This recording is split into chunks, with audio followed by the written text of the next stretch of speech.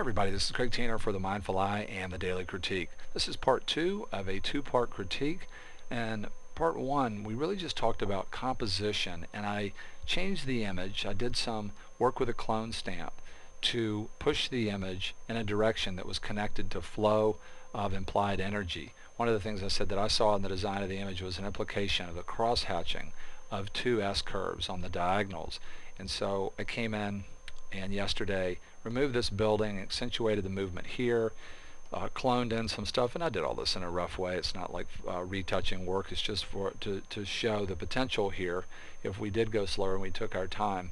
I cloned in more lights here, accentuated the movement here, and we started here, and yesterday we ended up there. And from here I wanted to talk about a couple of things that are a little bit more related to capture. One of the things that I want to talk about is in a shot like this where Dwayne has worked a long time to procure the location. Hopefully he can go back here.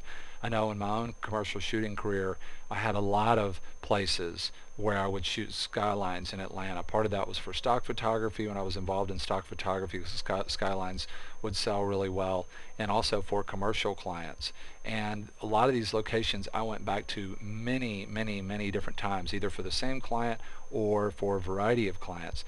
And I'm a big believer in sketching.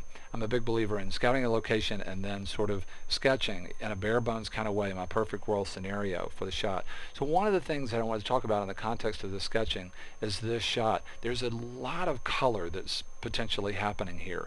One of the ways I like to simplify big scenes, in addition to controlling contrast in a way that can help to simplify, is controlling color so that there's not too much color contrast.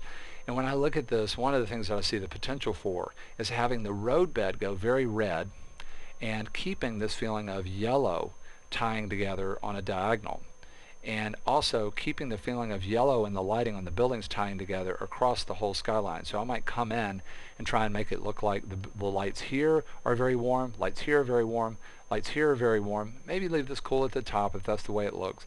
Lights here are very warm and here are very warm, getting out the green and the blue. So yellow moves here and yellow moves here. This gets turned down from a color standpoint. It gets desaturated so that there's a separation.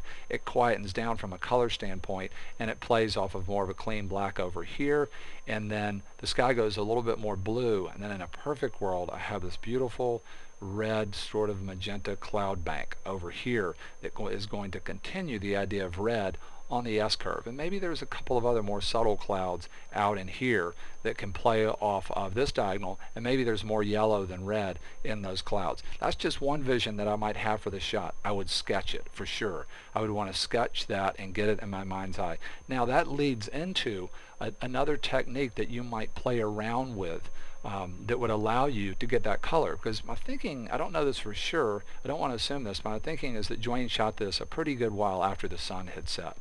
So here's another technique that you could do. I'm going to bring in a couple of my images. I would almost never do that in the context of critique, so I'm really sort of combining the idea of critique now with just a technical suggestion for all of us that we might try.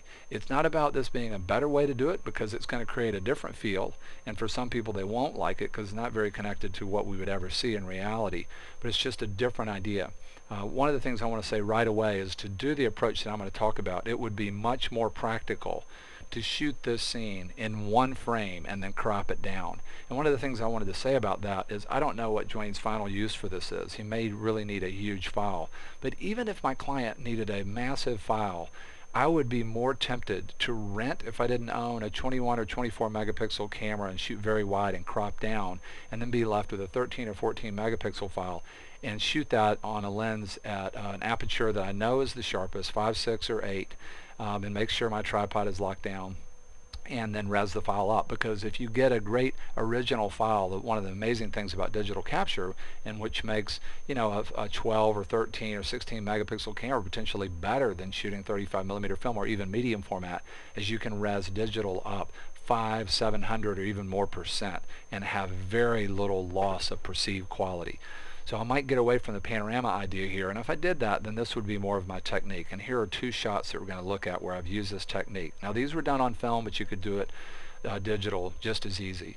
You take your first shot at sunset or right after sunset, and you record beautiful color in the sky, and you sort of silhouette the building, but you get some shadow detail in the building.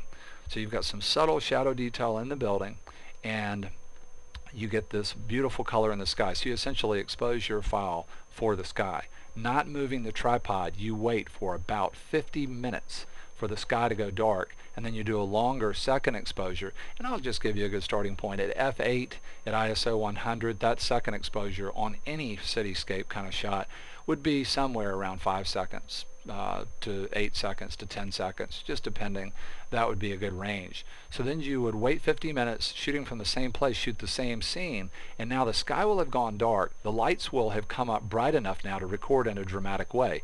When you shoot your first shot, the lights, even if they're on, are not going to record bright at all relative to getting the exposure right on the bright sky. And the second shot, mainly what you record is the lights that are now on inside of the building, lights that are on outside of the building, and architectural accent lights and walkway lights or street lamps.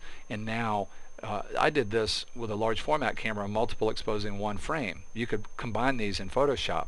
So you now essentially have a 2-frame high dynamic range.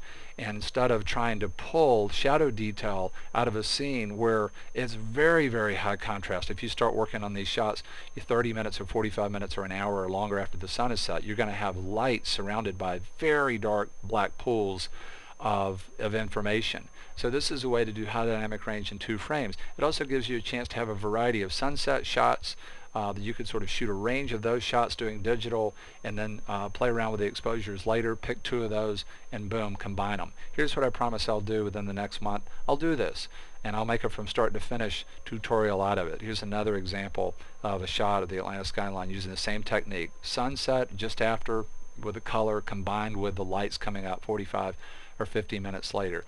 It's not the way to do it. It's just another technical approach and idea. Would love to get more backstory information from Dwayne. Very thankful to him. He didn't even know he's going to open himself up to all this. And very thankful to all of you for being here. Hopefully that was helpful. Would love to hear your feedback. See you again real soon, I hope, on the Mindful Eye's Daily Critique.